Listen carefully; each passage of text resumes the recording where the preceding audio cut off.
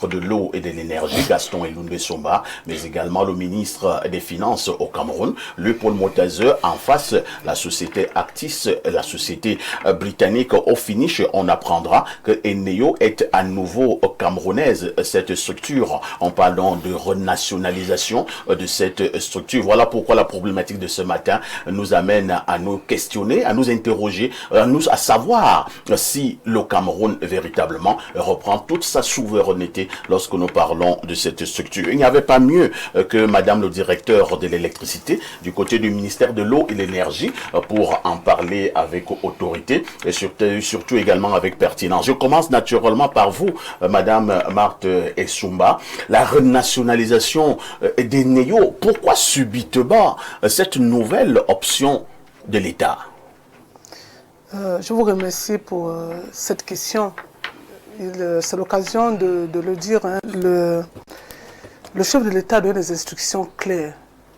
Et ces instructions émanent d'un diagnostic qui a été posé. Et ce diagnostic a clairement identifié le déséquilibre financier du secteur comme étant l'épicentre des problèmes que nous avons dans ce secteur. Et le chef de l'État estimait qu'il était temps de nettoyer un peu. Et l'une des actions fortes qui avait été demandée, c'était de renationaliser Eneo et en même temps d'élaborer un plan de redressement de cette structure. Pourquoi Eneo? Parce qu'il faut regarder comment le système électrique fonctionne. C'est Eneo qui est le collecteur. Dans la chaîne, vous avez des producteurs, vous avez des transporteurs, le transporteur qui est Sonatrach, et puis vous avez Eneo qui est en même temps producteur et en même temps distributeur. Et c'est Eneo qui collecte les recettes du secteur pour redistribuer aux autres opérateurs du secteur. Quand nous avons une crise de trésorerie comme nous l'avons eu avec Eneo pour des raisons multiples que le ministre a fait écho lors de sa prise de parole, nous retrouvons avec ce système qui est déséquilibré financièrement. Donc c'était le bon moment, il faut le dire, de reprendre ces structures-là pour que l'État, en menant cette action, ait un contrôle dans ces structures pour que les actions que l'État peut être amené à réaliser dans les prochains jours puissent avoir un impact conséquent sur la stabilité de la fourniture d'électricité et surtout pour rétablir le déséquilibre financier de ces secteurs-là. On a suivi, je vous suggère de garder le microphone, Madame le directeur, on a suivi le ministre de l'eau et de l'énergie, Gaston Elunde Somba, dire effectivement que pour l'heure, il faut une quarantaine de milliards par mois à Eneo pour pouvoir gérer tous les acteurs du secteur. Nous parlons là de la production, la distribution, le transport. Et pour l'instant, c'est le ministre qui parle, nous sommes environ à 30 milliards. Alors pour le Camerounais lambda qui vous écoute ce dimanche, est-ce qu'il ne faut pas facilement en conclure que l'État n'a pas véritablement fait grand-chose? L'État récupère simplement quelqu'un qui est en train de mourir. Il convient de le dire, hein. Peut-être revenir là-dessus, sur le propos de M. le ministre de l'eau et de l'énergie. Et je l'ai dit, hein, en entendant mes propos, Eneo est le collecteur. C'est comme ça que le système électrique fonctionne, en réalité. 40 milliards, ça, on parle des charges, 40 milliards de charges à couvrir dans l'ensemble du secteur. C'est-à-dire quand on regarde ce qu'Eneo doit payer à ses fournisseurs, qui sont nombreux, vous avez NHPC, vous avez EDC, vous avez Sonatrach et bien d'autres. Et quand vous regardez l'autre côté, c'est qu'Eneo collecte quand il émet les factures.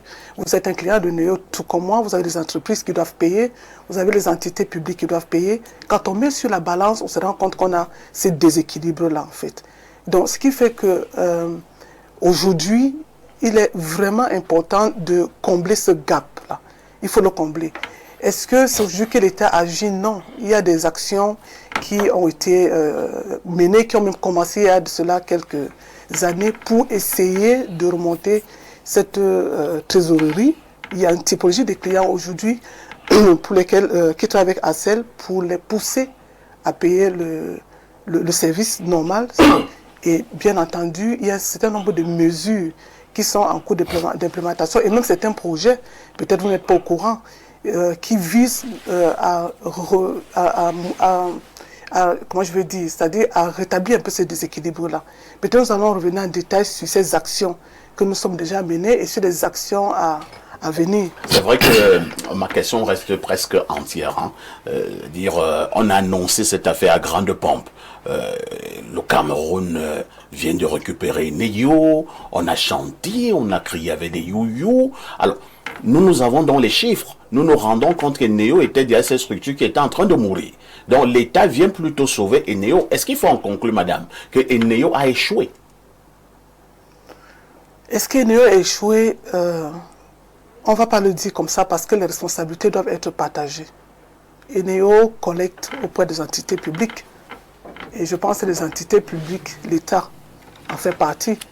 Donc, si on dit aujourd'hui que chacun paie sa facture, c'est parce que nous reconnaissons que, outre les dettes qu'Eneo a eu à contracter en tant qu'entité, il faut le dire comme ça, entreprise, et on est tout à fait d'accord aujourd'hui que c'était des dettes à court terme avec des maturités très courtes qui ne sont pas très indiquées pour développer des projets comme des projets d'envergure du côté distribution et qui ont bien plombé cette entreprise.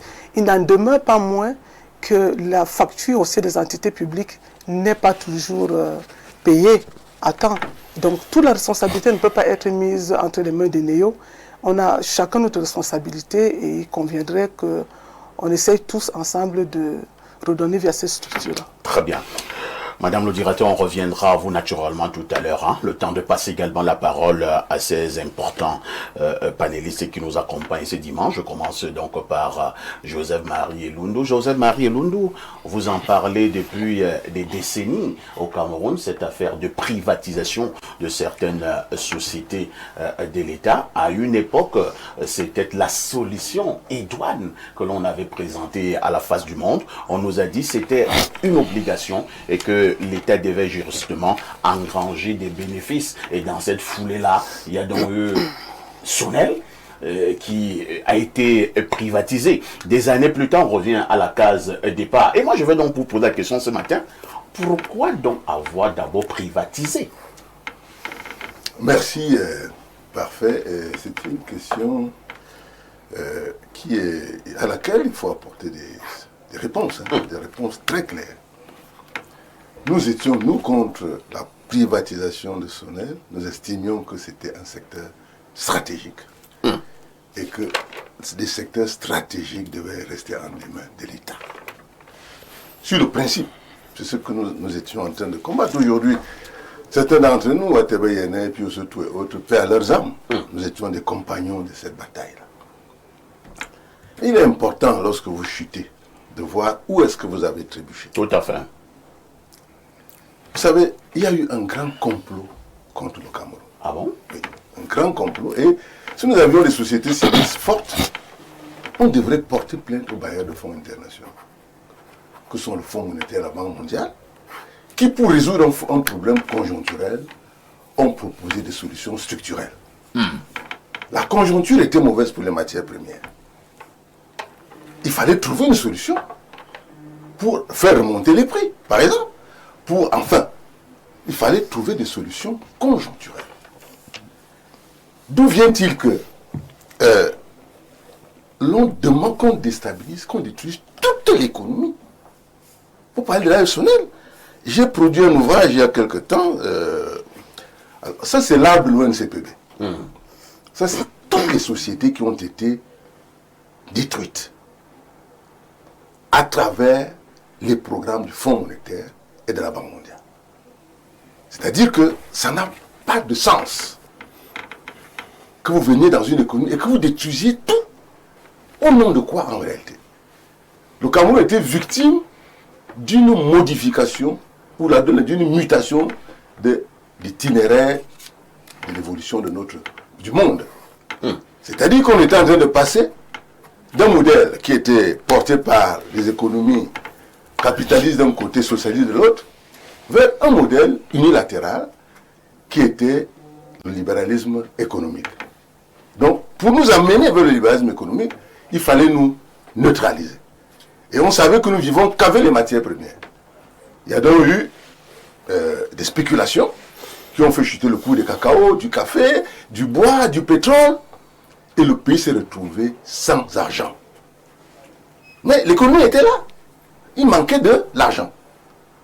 tout comme ça se passe ailleurs. On aurait dû simplement injecter des fonds sans demander au pays, par ailleurs, d'aller détruire toute son économie. Donc c'est dans cette foulée que nous perdons l'ONCPB, qui était le principal fournisseur, apporteur de fonds à l'État.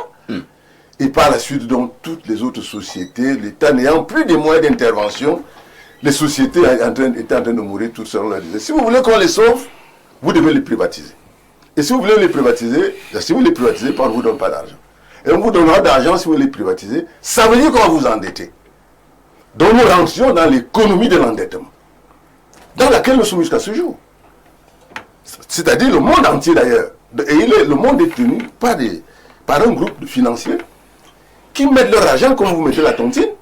Et dans cette tontine, nous allons prendre tous les États, le Cameroun, la Côte d'Ivoire, le Gabon, c'est pas moi. Nous allons prendre tout chez eux. On rembourse avec des taux d'intérêt usuraires. Vous entendez souvent parler des eurobonds. Vous entendez parler de tout ça porte plein de noms. En réalité, nous sommes enfermés dans un système économique duquel nous ne sortirons que si le pays décide effectivement, d'avoir sa monnaie. C'est-à-dire, je vous ai dit la dernière fois ici que lorsque la crise des subprimes est survenue aux États-Unis d'Amérique, la crise des subprimes, les Américains le président américain a demandé qu'on tourne la planche et qu'on produise 1000 milliards de dollars. Donc la souveraineté dont on parle là, elle commence par là, la souveraineté monétaire. On ne nous a pas laissé l'occasion, puisque depuis notre indépendance, on ne nous a pas donné cette souveraineté-là. Du coup, nous sommes enfermés dans une affaire où, quand l'État revient là, votre question est pertinente. L'État vient sauver une société moribonde qui est pourtant le cœur du pays. C'est-à-dire l'État ne peut pas faire autrement. Et je vais vous dire, donnez-moi 2 minutes. La deuxième chose, vraiment 2 minutes. On ne va pas seulement accuser les bailleurs de fonds. Comment on est arrivé ici? Nous avons eu l'occasion, lorsque AS Sirocco, parce qu'il y avait AS Sirocco, qui était le premier preneur, après la Sonel, AS Sirocco, et puis c'est devenu AS Sirocco. Et lorsque AS Sirocco bat de l'aile, AS Sirocco même est une société chassée du Sénégal, que nous récupérons, dont on connaît d'ailleurs les performances qui étaient médiocres. On récupère ça ici, avec la complicité d'un certain nombre de personnes qui étaient dans cette décision. Et à un moment donné, AS Sirocco bat de l'aile, on nous amène Actis. Actis. Et en Ouganda, au moment où on nous l'amène ici, et les syndicalistes ougandais avaient annoncé aux syndicalistes camerounais de ne pas prendre Actis comme partenaire. Mais l'ancien ministre, celui avant M. Elundu, est allé en mission en Ouganda et a ramené plutôt un rapport positif d'Actis. Et c'est donc lui qui amène Actis, qui en fait, c'est des fonds vautours, c'est des fonds de pension, des fonds qui n'ont pas d'identité, qui l'amènent au Cameroun. Et tout cela, ça avait été une période favorable à laquelle l'État pouvait plutôt remettre la main sur son entreprise à cette époque-là. On n'était pas encore à 800 milliards de dettes. Donc, je pense qu'il ne faut pas que les gens s'éloignent des réalités de fond. C'est-à-dire qu'il y a des responsables... Parlant de 800 milliards de dettes, ça fait justement également problème. Je pense que le ministre de l'eau et de l'énergie a d'ailleurs apporté une réponse à ces niveaux. On en parlera certainement avant la fin de ce premier sujet. Et selon certaines indiscrétions, cette ENEO qui perdrait environ 10 milliards, on en parlera avec madame le directeur tout à l'heure. Alors, je passe la parole à monsieur le maire. Monsieur le maire, qu'est-ce qui fait problème globalement dans le secteur de l'électricité en ce moment, selon vous? Maintenant, est-ce que le Cameroun a le droit de célébrer cette victoire? Alors, je comprends parfaitement le développement de M. Elundu. Je comprends aussi son idéologie. Mais je pense que c'est un sujet, il ne faut pas avoir de dogme. Il ne faut pas avoir de dogme.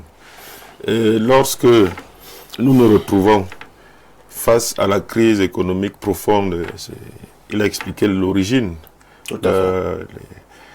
Les matières premières avaient chuté, les cours au niveau mondial. Nous n'étions pas si endettés que ça, mais il y avait beaucoup de dysfonctionnements internes. Parce que ce soit le président Amadou Ahidjo ou que le président Paul Biya par la suite, ils ont eu jusqu'aux années 90 une politique d'endettement très très prudente, contrairement à d'autres pays africains qui ont donc connu très vite aussi la crise de l'endettement née en 82 d'Amérique latine, mais nous aussi on était impactés. Mais le problème de fond est l'ensemble des dysfonctionnements internes de l'État.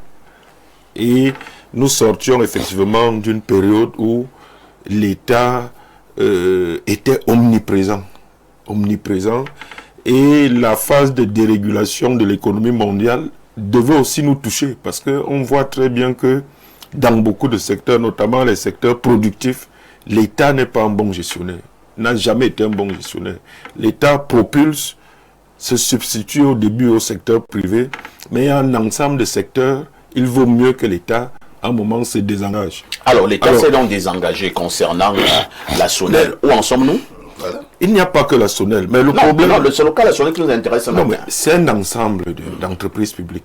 Il fallait réformer. Et est-ce qu'il fallait réformer? C'est certainement oui. Parce que, figurez-vous, là nous sommes aujourd'hui en 2025, mais la réalité des années 90, c'est qu'à un moment donné, même l'État n'arrivait plus à payer ses salaires à la fin du mois. Et donc l'État qui n'arrivait pas à payer ses salaires à la fin du mois devait rembourser le peu de dettes, le stock de dettes qui n'était pas très énorme à l'époque, devait rembourser ses dettes et ensuite prendre en charge l'ensemble des coûts de ces entreprises publiques qui n'étaient entreprises que de nom, mais qui étaient toutes subventionnées et qui n'étaient pas gérées de façon rationnelle. Et donc, lorsque vous êtes en faillite et que vous appelez au secours les institutions que sont la Banque mondiale, le FMI, ils vous posent des conditions de l'accompagnement, du redressement de l'économie. Ils vous disent, bon, l'État camerounais, vous avez telle charge chaque mois, à la fin de chaque mois, qui s'ajoute à vos charges propres de telle entreprise, les chemins de fer, l'eau, l'électricité, où on n'arrivait plus à payer les salaires. Et donc, on ne voyait pas où allaient les recettes de ces entreprises. On vous dit, bon, autant qu'à faire, confier la gestion de ces structures à un opérateur privé pour qu'au moins vous voyez ces recettes. Et on a vu, après cette restructuration, ces recettes. Je peux dire que ce n'était pas forcément la solution optimale, mais on ne peut pas dire qu'on n'a pas aidé l'État du Cameroun à sortir de 1000 problèmes qu'il n'arrivait plus à régler. Maintenant, il fallait réfléchir, parce que le problème, c'est nous-mêmes. C'est nous-mêmes. Le problème n'est pas de dire on nationalise. Le problème, c'est la qualité de la gestion de l'État camerounais. Le patriotisme, le nationalisme de ceux qui gèrent. Quand l'État japonais a créé ces entreprises à l'époque, après la révolution Meiji, toutes ces entreprises qui sont devenues des multinationales étaient des entreprises publiques, mais c'était des nationalistes qui les géraient et qui les géraient avec l'ambition d'en faire des champions mondiaux. Et donc avec rationalité, pas ce que les gestionnaires appellent souvent l'effet d'agence.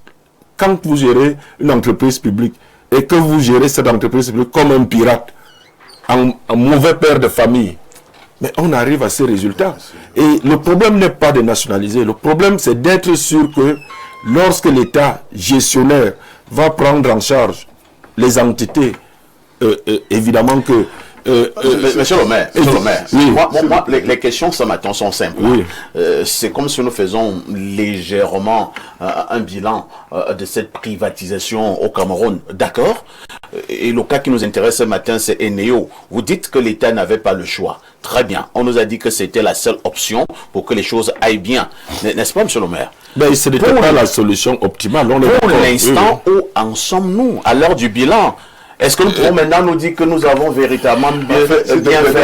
Non, j'ai dit ceci. Attendez, il chute et vous prendrez la parole. Ce n'était pas une solution optimale naturellement, parce que quand vous confiez... Donc la privatisation a échoué au Cameroun? Non, on ne peut pas dire qu'elle a échoué. Elle a réussi donc? Attendez, elle a stabilisé un certain nombre de choses. Il n'est pas question de faire marche arrière aujourd'hui, parce que le secteur a été restructuré. Moi je pensais qu'on entendait faire marche arrière. Non, on ne peut pas. C'est pas marche arrière. Madame la directrice a dit tout à l'heure qu'il y a eu restructuration du secteur, et il y a les producteurs financés principalement par endettement cautionné par l'État. Il y a un transporteur aujourd'hui, il y a le collecteur, le distributeur sur le terrain. Le déséquilibre financier qui existe, il faut l'analyser. Il faut donc voir comment ou retrouver des ressources pour combler ce déficit. Le souci du citoyen lambda aujourd'hui, c'est de se dire, il ne faudrait pas que ce déficit m'incombe et que ma facture double. Voilà. Mais maintenant, dans le fond, il ne faudrait pas que la nationalisation fasse baisser les recettes.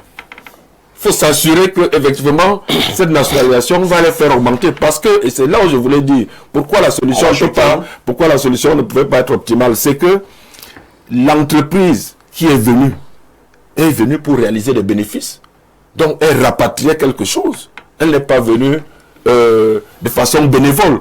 Et si l'État camerounais peut gérer au moins avec la même rationalité, on peut imaginer que les bénéfices que l'entreprise rapatriait vont rester sur place. Et si l'État peut même mieux gérer, parce que quand on dit pirate, une entreprise étrangère, un fonds de pension, vient ici aussi quelque part en pirate pour réaliser les bénéfices. Donc est-ce que la nationalisation permet de maintenir au moins le même niveau de recettes et ensuite donc de nationaliser les bénéfices que cette entreprise rapatriait pour les mettre au service du secteur et peut-être diminuer le déséquilibre financier? Là où est l'enjeu. Mais il ne faudrait pas que la nationalisation fasse baisser plutôt les recettes. Dans le secteur de l'eau, on l'a vu. Depuis qu'on a nationalisé, les recettes ont baissé. Et c'est ça qui pose problème. C'est-à-dire qu'il faut être sûr que les recettes ne vont pas baisser et qu'on va plutôt aller par d'autres solutions nationales vers l'équilibre financier du secteur. Je crois que c'est là le problème. Fidel Castro. Une petite minute. Non. Fidel Castro n'a pas encore dit un mot. Il n'est pas là pour le décor. Fidel Castro, oui. Qu'est-ce qu'il faut dire en ce moment? La renationalisation des néos, nous célébrons et nous disons bravo à l'État, ou alors nous devons plutôt nous poser des questions sur, à un moment donné, les choix économiques qui ont été faits? Je pense que le sentiment doit être doublé. D'un côté, lorsqu'on est Camerounais, on doit se sentir fier de ce que les entreprises ou encore les secteurs aussi stratégiques que sont nous. On doit se sentir fier que ces gens-là ont fait des bénéfices colossaux. Et maintenant, on nous laisse une entreprise presque en faillite. Il faudrait bien m'écouter. Il y a des secteurs où l'État ne doit pas transiger, où l'État ne doit pas galvauder. C'est des secteurs comme l'eau et l'électricité. Ailleurs, l'État s'occupe lui-même de ça. Parce que c'est des secteurs sensibles que dès qu'on remet entre les mains d'un expatrié, parfois, vous ne connaissez pas ce qui peut arriver dans le contrôle d'un État. Donc moi, je suis satisfait de ce qu'aujourd'hui, que l'État puisse reprendre la main dans ces secteurs-là. Mais la grande question qu'on est en droit de se poser, celle de savoir comment ont été menées les politiques de privatisation au Cameroun. Il est clair qu'aujourd'hui, c'est que, telles que les procédures ont été menées, ça conduit le Cameroun vers l'échec.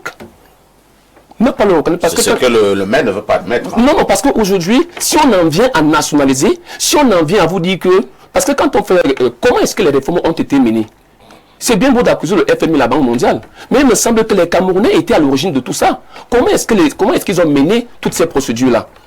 Lorsque vous voyez, par exemple, on prend le cas de la SONEL qui nous intéresse aujourd'hui, INEO. Vous avez vu combien de temps ça a mis? Dès la privatisation, le premier partenaire qui est arrivé, on a compris tout ce qui est échec. D'ailleurs, le choix a posé un problème. Ceux qui sont allés chercher, comment ils ont ficelé le dossier? Quels sont les rapports qui ont été faits? Parce que vous ne pouvez pas prendre une entreprise, puis un an après, on vous dit que l'entreprise est déjà en faillite. Comment vous avez fait pour sauver cette entreprise? Ça, c'est la première question. Aujourd'hui, moi, je félicite l'actuel ministre Gaston Ndesomba, qui est en train de mener des réformes profondes dans ce secteur-là. Parce qu'aujourd'hui, qu'est-ce qui est en train d'être fait? Ce qui est en train d'être fait là-dessus, je suis d'accord avec vous, c'est qu'on a récupéré quelque chose qui était déjà en faillite. Pourquoi est-ce que c'est en faillite? Et on doit célébrer. On célèbre simplement parce que nous, on a repris. Maintenant, la question, je vous dis la question, c'est comment est-ce que les réformes sont menées aujourd'hui pour que ce qui s'est passé hier, que ça n'en arrive plus? Parce que si... il y a eu un échec. Il y a eu un échec. D'accord. Il y a eu un échec d'ailleurs. Si vous prenez les derniers discours du président, le Camerounais, le citoyen qui est à la maison, ne veut pas savoir qui transporte le courant, ne veut pas savoir qui produit. Tout ce qu'il lui veut à la maison, c'est de savoir que est-ce que je vais avoir l'électricité à temps? Est-ce que je vais payer ma facture normalement? C'est-à-dire que est-ce que tous les jours, je n'aurai pas l'impression qu'il y a toujours le kilowatt qui augmente chaque jour? Ça, c'est ce que le Camerounais lambda, c'est ce qui intéresse le Camerounais lambda. Il appartient donc à ceux-là qui ont la gestion au quotidien, ceux-là qui sont fait pour penser de mettre des réformes en place pour permettre à ce que ce problème soit résolu une fois définitivement. Parce qu'avant, je passe sous le contrôle de madame la directrice, au Cameroun, on ne savait pas qui produit, qui distribue et qui transporte. Tout ça était regroupé autour d'une seule et même entité. Même si on va dire que ça a laissé des traces parce que le poids était énorme, mais une fois que tout cela a été séquencé, est-ce que cela a bénéficié? Est-ce que ça a donné des résultats meilleurs que ce qui se passait avant? Merci. On repasse la parole justement à madame le directeur de l'électricité. Et puisque Fidèle en a fait cas, c'était prévu que vous nous apportiez ces éléments de réponse. À un moment donné, tout était concentré au sein d'une même structure. À l'époque, la SONEL, par la suite Eneo. Beaucoup ont également trouvé que c'était lourd. On nous a également fait comprendre, à grand coup publicitaire au niveau de l'État, qu'il fallait absolument déconcentrer. C'est de cette manière-là qu'on a dit, bon, maintenant, certaines autres entreprises, ce sera seulement pour la production, d'autres uniquement pour le transport et d'autres pour la distribution. On a dit formidable. En ce moment, est-ce que nous pouvons dire que cette déconcentralisation a apporté des fruits? Merci pour cette question. Est-ce que ça a apporté des fruits? Forcément, ça apporte plus de visibilité dans le secteur. Quand vous découplez, vous savez qui fait quoi et qui rapporte quoi, et vous pouvez identifier clairement des problèmes. Donc, c'est ce qui s'est passé autour des années 50. On sait bien que c'était un monopole unique. C'est Eneo, on va dire Eneo, même comme c'était avec AES, avec Sonel et tout ça. On avait une seule entité qui gérait tout, production, transport, distribution, avec des comptes uniques. Et avec ce système, vous n'avez pas une visibilité sur ce qui est fait à l'intérieur en réalité. Et aujourd'hui, le fait même pas aujourd'hui, au moment où on a constaté les premières réformes, la première des choses c'était de libéraliser le secteur, de diviser tous ces segments, fait entrer les producteurs indépendants. Il faut le reconnaître quand même, avec tout la crise économique qu'a connue le pays, et il y avait quand même des problèmes d'investissement dans ce secteur-là. On avait 100 mégawatts qu'il fallait combler à cette époque-là. Il était important de trouver des financements et je pense que c'est une des raisons aussi qui a favorisé peut-être la libération de ce secteur. On a eu de nouveaux acteurs qui sont entrés et qui ont permis aujourd'hui d'investir. Parce que quand vous avez des producteurs indépendants, c'est eux qui apportent des prêts conséquents pour être à même de construire un certain nombre d'ouvrages quand l'État n'est plus en mesure de mobiliser ces fonds-là. Et c'est ce qui s'est passé. C'est pour ça que vous avez tous ces entreprises, que ce soit KPDC, DPDC ou aujourd'hui Natigal. C'est parce que on a libéralisé le secteur, on a donc permis à ces producteurs d'entrer dans le système et puis d'apporter quand même une certaine énergie. Aujourd'hui, le problème se pose. On est d'accord, on parle est-ce que la privatisation en valait la peine? Bon, je ne voudrais peut-être pas dire oui ou non, ça dépend de quel angle on se situe. Parce que quand on est vraiment en crise, de fois on fait des choix qui peuvent toujours ne pas être stratégiques, mais on est à un moment donné obligé de les faire. Et puis, le problème, c'est de faire le bilan. Peut-être étape par étape, peut-être on aurait pu se rendre compte beaucoup plus tôt et se réajuster. Il n'est pas trop tard. C'est ce que nous faisons aujourd'hui. C'est une société nationale, on l'a privatisée. On dit aujourd'hui, il faudrait absolument, et c'est ce qui a été fait, renationaliser cette entreprise-là. Pour être même d'en avoir le contrôle et essayer, autant que faire se peut, de relever un peu cette structure-là. Et les défis sont assez nombreux. Je pense que le maire qui est au contact des populations a ses remontées d'informations au quotidien. Les plaintes sont multiples. Donc nous, est-ce qu'il faut rentrer en arrière forcément? On peut questionner. Mais nous, au niveau du ministère de l'eau et de l'énergie, nous essayons d'aller vers l'avant, regarder vers l'avant. Qu'est-ce qu'il y a lieu de faire aujourd'hui pour assainir ce secteur-là? Peut-être c'est l'occasion de vous dire un peu qu'est-ce que nous sommes en train de faire, ou qu'est-ce que nous comptons faire, ou quelles sont les réformes profondes qui sont envisagées pour essayer de corriger ce déséquilibre. On l'a dit, il fallait d'abord mettre le doigt sur le problème fondamental. Maintenant, il fallait identifier les causes. Qu'est-ce qui cause ou qui a causé ce déséquilibre-là? On va prendre quelques exemples. On a parlé des dettes, du type d'endettement des NEO. On l'a dit, les prêts à court terme n'aident pas beaucoup dans les investissements. Nous avons la question de rendement de distribution. Notre rendement n'est pas bon. Il est stagnant depuis près de 15 ans. 30% avec les pertes techniques et non techniques. Et les pertes non techniques, on voit l'impact sur le commercial, 60 milliards que nous perdons par an avec cette question de fraude massive. Et c'est pour ça qu'aujourd'hui, on dit qu'il faut une lutte sans merci pour essayer de réduire, d'annuler cette fraude. On va peut-être pas l'annuler parce que ce n'est pas évident, mais il faut la réduire au maximum pour que ces 60 milliards que nous perdons aujourd'hui ne soient plus perdus. Aujourd'hui, nous disons qu'il faut que chacun paye sa facture, que les entités publiques payent. Et qu'est-ce qu'on envisage de faire dans ce sens-là? C'est justement de demander à ces entités d'inscrire déjà dans leur budget. On a été de voter les budgets, d'inscrire déjà ces arriérés de paiement qui sont déjà assez énormes pour que l'année prochaine, qu'on ne dise pas on n'a pas de quoi payer, là j'ai pas des arriérés, et de s'acquitter de ces factures mensuelles. Ce que nous disons au niveau de la compensation tarifaire, c'est qu'il faut la réduire. Parce que c'est l'occasion de le dire. Nous ne payons pas le juste prix. Nous sommes tous assis là, mais nous ne payons pas le coût des services. Et le client lambda, de fois, il ne le sait pas. Aujourd'hui, quand on regarde le prix du kilowattheure, il est aussi autour de 100, vous dites que nous ne payons pas le juste prix. Non, le coût de service, c'est-à-dire quand vous faites un investissement, il y a un prix de revient. Pour aller sur le marché, pour dire, pour faire cette bouteille d'eau, il m'a fallu dépenser tant, alors pour que je recouvre mes fonds, je dois le vendre à X francs. Aujourd'hui, le X francs en électricité tourne autour de 110 le kilowattheure, mais aujourd'hui, ce n'est pas ce que le commun des mortels paye que nous sommes. Nous avons aujourd'hui dans la tarification, si vous regardez très bien, il y a des clients sociaux qui paient 50 francs, dont moitié prix. Les clients sociaux, c'est qui? Les clients sociaux, c'est qui consomment entre 0 et 110 kWh.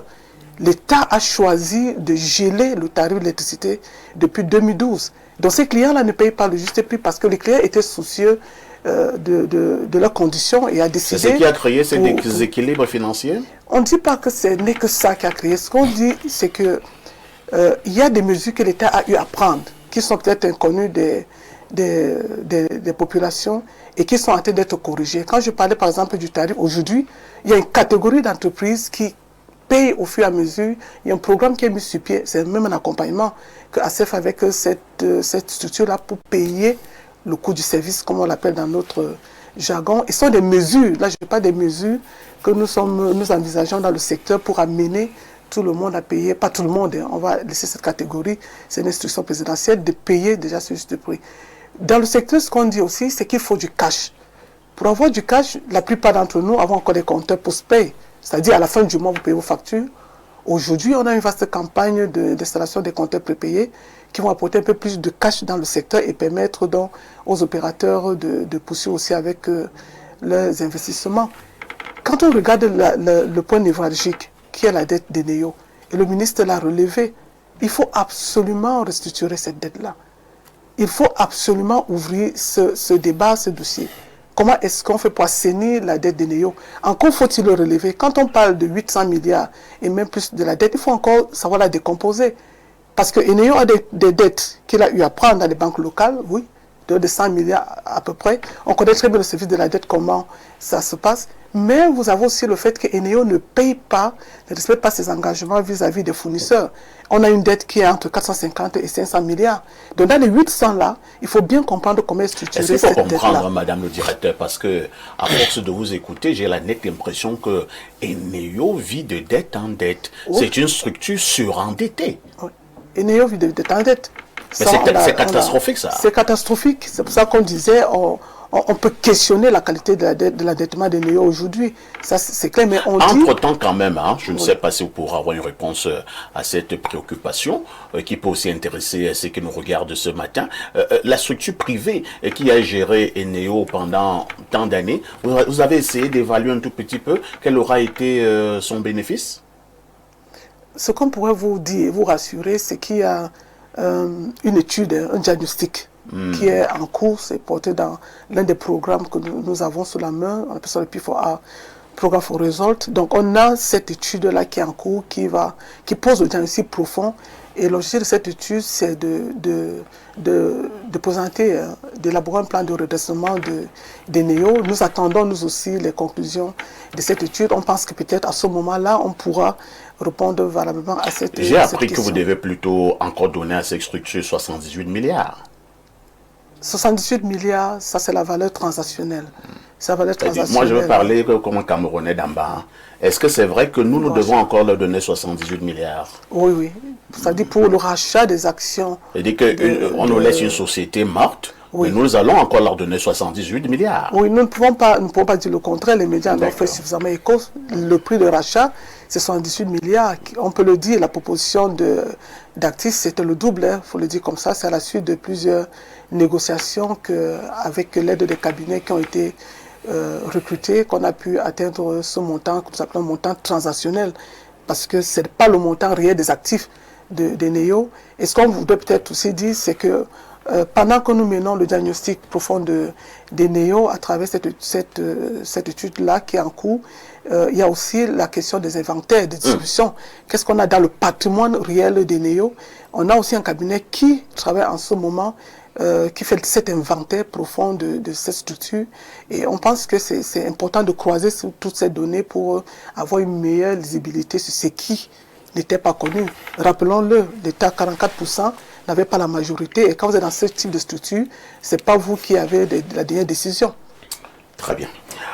Joseph-Marie Elundu, l'un des problèmes majeurs en fourniture d'électricité au Cameroun, c'est ce que l'on a appelé délestage dans notre pays. Et Néo qui redevient donc camerounais, est-ce que nous pouvons avoir cette garantie qu'on dira adieu au délestage? Moi, je ne peux pas répondre à cette question véritablement, mais je voudrais pas qu'on saute sur des problématiques stratégiques de fond. Il n'est pas sérieux de dire certaines choses. Lorsqu'on ferme l'ONCPB, cette société pèse 277 milliards. Et elle a dans les comptes de l'État, au Trésor, 60 milliards. Dans les comptes du Trésor, 60 milliards. Elle pèse 277 milliards avant la dévaluation. Parce qu'il ne faut pas qu'on dise des choses. Il y a un programme qui a été mis en place pour mener le Cameroun vers l'économie libérale. La première analyse doit être stratégique. C'est-à-dire que vous ne pouvez pas régler un problème conjoncturel avec des solutions structurelles. C'est technique, c'est-à-dire que ça ne doit pas se discuter. C'est-à-dire qu'il faut qu'on soit d'accord là-dessus. Les prix chutent sur le marché, on vient fermer les sociétés. Pourquoi? Il y a un problème. Je pense que minimalement, c'est la logique qui devrait conduire notre démarche. Et je vous dis que il faut que l'on soit aussi clair. La privatisation des NEO a échoué. Disons-le. Vous le dites sans amal. Mais puisqu'on part d'une nationalisation vers une renationalisation, c'est bien vous qui écrivez là-bas, la renationalisation. Donc on vient de traverser deux ou trois décennies de malheur. Et les chiffres sont là pour nous le dire. 800 milliards, 100 milliards de dettes à court terme sur les banques locales, les banques commerciales. Mais c'est la folie. Et qui va payer tout ça? Mais c'est une vraie folie. Et je veux dire que le ministre Elundu a fait un brillant exposé. Lui, ils sont en bout de chaîne. Les choses se sont passées avant. Même l'argent qu'on donne à Actis, là. Qui sont les gens qui sont dans Actis? Qui? Mais dites-nous. Alors, dans Actis, vous allez retrouver les locaux. Ah bon? Qui ont fait l'effet trombone. À l'époque, on avait déjà dénoncé ça. Vous êtes sérieux là? Je suis sérieux. Et j'ai publié à cette époque un journal anti-contrefaçon, contrebande de corruption que je produisais à l'époque. Et j'avais fait tout un article là-dessus. Je vous parle d'histoire. Et j'ai la légitimité du temps. C'est-à-dire que j'étais là. J'ai dit et je répète. Le Cameroun a été saboté. Et c'est pour cela que rien ne marche. Parce que tous ces gens-là qui se sont mêlés de ça n'étaient même pas outillés pour mener des privatisations. Je pense qu'à mon commission, vous êtes d'accord que les équipes en place n'étaient pas des équipes formées pour des questions de réhabilitation, des questions de réflexion, des questions de revoir comment l'économie va fonctionner. Donc en réalité, nous faisions quoi? Nous étions sous, comment on appelle ça? Sous revue. Tout tous les 3 mois, des équipes du Fonds monétaire Banque mondiale venaient au Cameroun pour voir à quel niveau nous étions rendus, combien de sociétés nous avions vendues, etc. Vous ne vous posez pas les questions. Il y avait quand même des Camerounais à l'époque qui avaient quelques sous. Pourquoi toutes ces entreprises sont reparties vers le grand capital mondial? Pourquoi ce n'est pas les Camerounais? Il y avait à l'époque les James Robio, les Fotso, les Soeng et tout, des gars qui avaient quand même des liquidités, qui pouvaient racheter certaines de ces sociétés. Et il ne faut pas qu'on nous fasse croire que toutes ces sociétés étaient en faillite, monsieur. Toutes ces sociétés n'étaient pas en faillite. Et on est clair, c'était un problème de liquidité. L'État accusait de graves tensions de trésorerie. Disons les choses clairement. Aujourd'hui, nous sommes devant un problème structurel. Alors, c'est une vraie maladie. Comment l'État, qui est endetté sur le front de Sonara, qui est endetté sur le front d'un artiste, qui, ma foi, on ne sait pas d'où il sort, parce qu'on nous a dit à un moment qu'Artis est devenu Eneo, et que Eneo, on ne sait plus. Tout cela est tellement complexe que nous Camerounais aujourd'hui, on est obligé de poser les questions, les bonnes questions. Et ce n'est pas l'équipe actuelle qui est aux affaires qui peut répondre à ces questions. Comment ça? Et je vais finir. Non, qui va répondre? Parce que l'équipe actuelle est en train de soigner une maladie qui est la chose. Donc rendre compte. Je vais vous donner un argument. Les gens qui ont géré les privatisations, je vous donne un argument. est-ce qu'ils sont déjà tous morts? Est-ce que vous avez observé hier que, pendant cette passation de... On parlait quand même de renationalisation. Oui. Vous avez vu le Premier ministre autour de ça? Qu'est-ce que vous voulez dire?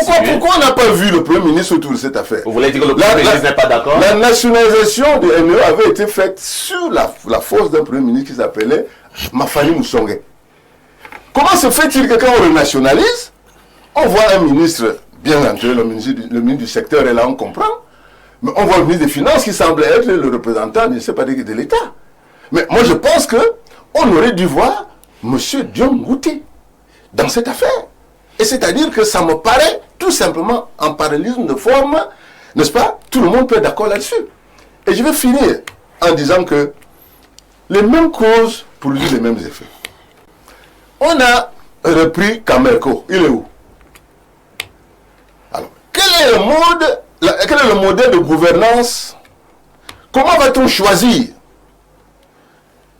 Quel est le casting qui va permettre de mettre en place cette nouvelle gouvernance dont parle le ministre lors de la conférence de presse?